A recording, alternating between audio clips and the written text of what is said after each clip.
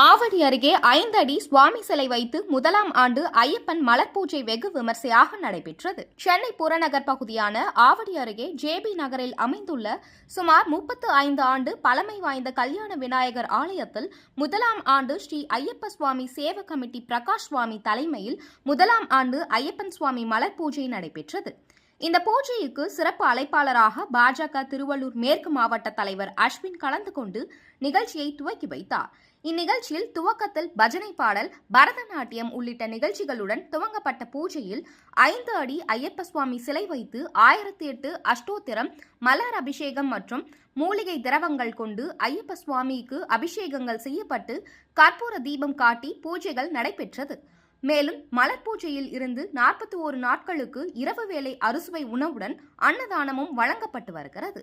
இதில் அப்பகுதி பொதுமக்கள் மற்றும் ஐயப்ப பக்தர்கள் திரளாக கலந்து கொண்டு சுவாமி தரிசனம் செய்தனர்.